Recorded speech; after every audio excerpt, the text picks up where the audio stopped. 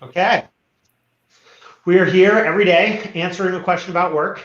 Today is day 110. This week, we are here with John Zeratsky, JZ, who you're one of these people who I feel like it's very hard to use conventional names to describe you because you are a designer by trade. You are an author who has written books. You were an investor for a long time at GV. You work closely with many startups. Famous for a book on how to use time, make time, but also for your book Sprint on how to apply the Sprint methodology to the design process, which we, by the way, did. I think I mentioned this to you, but I'll say it to everybody. One of your proteges taught us that method, which we did for an exploration on how founders pick which venture firm to work with, how are our customers. So thank you for that. Very cool. Yeah. Today we're going to start with a question that's about early building of product. So we've talked before here about how you conceptualize the first thing you want to build, that first useful thing.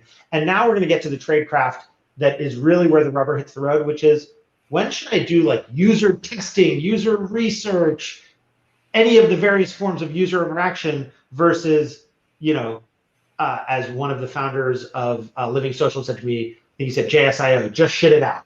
Just ship. So user testing versus shipping, JZ, would love to hear your perspective on how folks ought to think about that. Yeah, I mean, the short answer is that basically the rubric I use is like the higher the stakes and the more uncertainty there is around whatever you're doing, the more important it is to find shortcuts to like put your stuff in front of customers before you've gone and spent like however many months or however many hundreds of thousands or millions of dollars to like build the real thing.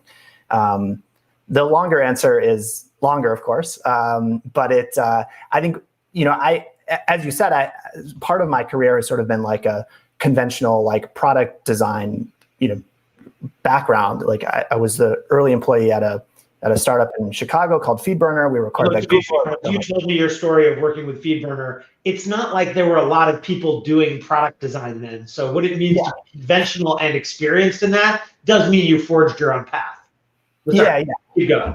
Right. Yeah. And so like in that context, like I worked with like a lot of really amazing user researchers, sort of true like academic, like legit people who are like writing papers and stuff like that. And so there's like that whole different world of it. And I think a lot of times user research kind of gets a bad, it doesn't get a fair shake because the conventional approach to user research is often like, let's just go out and like talk to our users and try to understand them, which is obviously important, but it doesn't get you much closer to like what you're trying to do. Or it's like, let's go and look at how our users are already like interacting with our product and let's look for problems or opportunities. But I think there's this kind of like, there's this big gap in the middle. And this is where we did a lot of work at GV with startups, which is like before you're ready to build something, but after you've kind of like had enough conversations to validate that there's an opportunity there, where there's so many great shortcuts you can take in terms of building a realistic prototype and putting them in front of customers.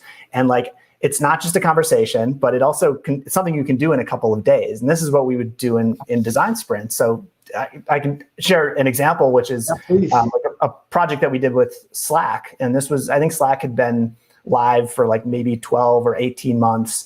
And so they had basically, the graph was going up and to the right, but the thing that didn't show up in the graph was that like most of their early customers were other tech companies who sort of already kind of they're like, yeah, chat rooms, we get it. Like we've used that. They were using RMC or they were on HipChat or something like that. Exactly, yeah. And so then they were like, okay, well, great. We got all of those people to use it. What about the rest of the business world? Like, what about the law firms and like the newsrooms and like every other business that could benefit from this thing? And we worked with them and ran a design sprint because they basically had this new approach to how they were going to go to market. Like everything kind of from how they were going to capture attention top of funnel, how they were going to convert people, how they're going to do onboarding. And they wanted to make sure that they got it right before they launched it because they knew that the stakes were super high. It was going to take them months to fully build out all this stuff. And then I think the other thing that was really important, which is part of the rubric that I use when I'm sort of figuring out how to validate, is like, to what degree are the assumptions or the unknowns like at the customer interface? And I don't mean the UI. I just mean like how many of the risks of what we're doing here have to do with what people will think or do when they learn about it. And so all those things were like pegged for this example with Slack. And so we spent a couple of weeks working with them, like prototyping, like, here's what the marketing would be like. We literally mocked up ads that were like in magazines and like had people go through onboarding. And it was amazing because the thing that they were planning to do, which was essentially this like really clever, really sophisticated solution where you would interact with a group of bots as a way of sort of onboarding to Slack and experiencing what it was like. We were able to like invalidate that pretty quickly. Like it was unlikely that was going to be successful. And then in the course of this sprint, there was another solution that was much simpler and much more straightforward. And anybody who signed up for Slack between like 2015 and 2019 would recognize it. It's the sort of standard like tooltips that appeared when you started Slack for the first time that kind of showed you how to use the product. And we were able to find out really quickly that solution was more likely to work, and that's what they went with. So I think what I hear you saying is there's this myth of user research as proving the product will work, and you're describing it as betting a little bit of time on certain techniques to save yourself a lot of time immediately thereafter in case you built the wrong stuff. And if that's right, is there, just for early founders, people who have like a hypothesis in mind, they're starting to build, is there some set of techniques that are like your greatest hits for like, this is the one that people tend not to think about, but tends to be great ROI on time? Because and obviously the design sprint is a method for discovering that, but I even mean what shakes out of a design sprint.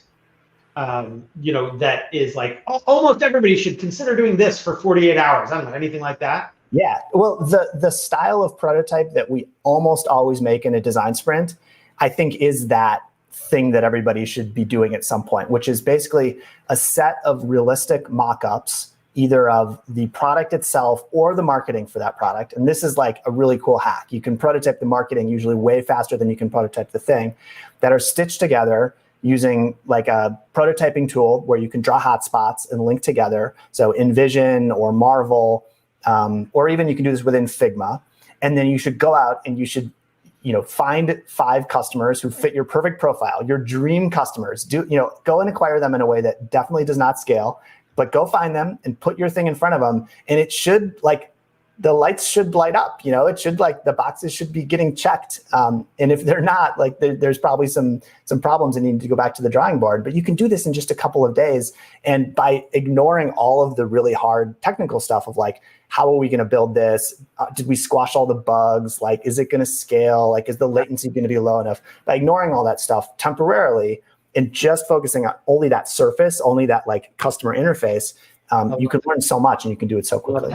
I love that. It is turning the Potemkin village to your advantage, having it in front to which people respond. And then just before we wrap, if folks are trying to find you in the universe in order to work with you on a design sprint for their thing or get your perspective on their startup, what's your favorite way to be reached? Probably Twitter.